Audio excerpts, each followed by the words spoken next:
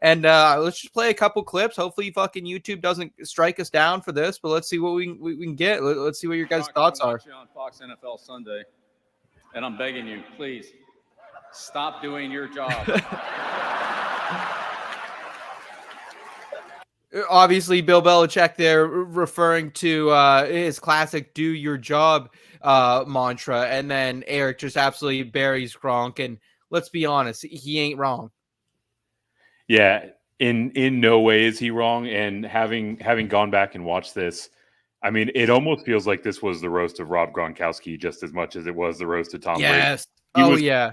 Praise left and right. Probably some of the funniest jokes of the entire night were directed Rob Gronkowski's way, and he just played right into it, right? So it was, I mean, 3 hours was probably a little bit long for a roast, but they were trying to do the whole live thing, and there were some pretty incredible sets, right? Like, you know, of the athletes that went up there, Drew Bledsoe had a day. Like, my guy's jokes, my guy's delivery. He's been holding on to those for fucking years, my friend.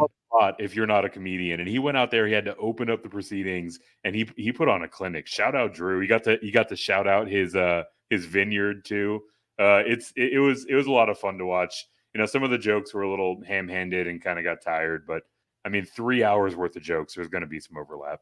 Here's another good one here from Bob Kraft. Good luck buying the Raiders.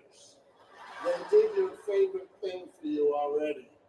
They got rid of Jimmy Garoppolo. Oh, Jimmy G catching some strays as well. Hoov, what's your thought there? Bob Kraft throwing a couple of haymakers at Tom, and his want to get Jimmy G off the Patriots. I didn't know if Bob Kraft was going to make an appearance because earlier on he caught that stray, and Tom Tom shut it down. So I was kind of curious if he was going to make an appearance, yes.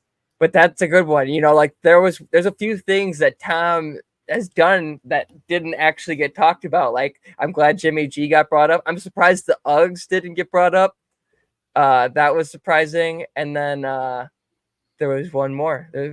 Oh, him kissing his kids. I'm surprised that no one brought that up either. Yeah. So got buried for crypto, got buried for his divorce, and like, you know, all the fun things that you can kind of. Nikki was hilarious, dude. I was crying, laughing. I didn't know much about her. Before that. Wild.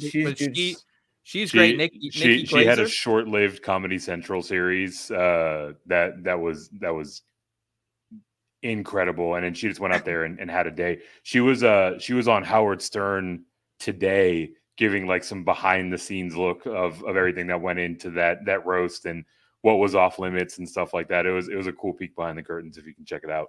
Very cool. Let's see what old Julian Edelman had to say. You remember when you used to yell at us? Look, assholes, the fucking kids down at Foxborough High can make that fucking play. I've been waiting for this for so long. Old Bill. Look, asshole, Foxborough High is the only job offer you fucking have. Takes it like a champ.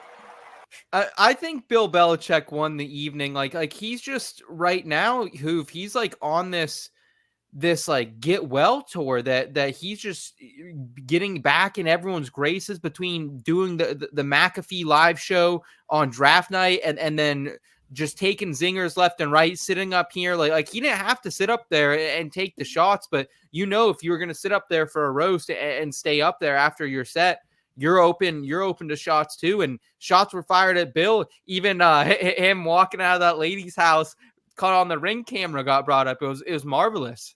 I can tell you from personal experience that Bill Belichick, he is high vibes right now, because I got to walk past him at the draft.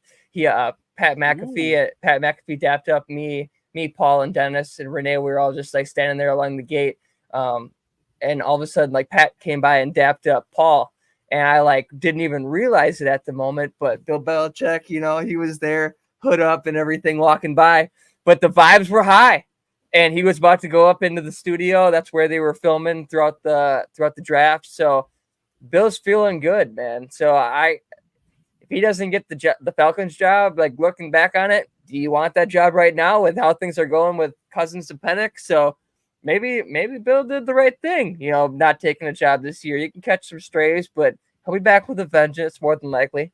Yeah, I'm 100% with you, Hoov. And I think this was so cool. Just like it almost felt like a live therapy session for the Patriots and like everything they've had to bury the last like 15 to 20 years. So, No and shit. like, what the fuck is Brashard Perryman doing on that stage? That was the most random person for the Buccaneers that could be on there. Like that was, I don't even know, Eric. I was mind blown. I was like, who the fuck is that? And then I had to Google and I figured it out. I was like, what the hell?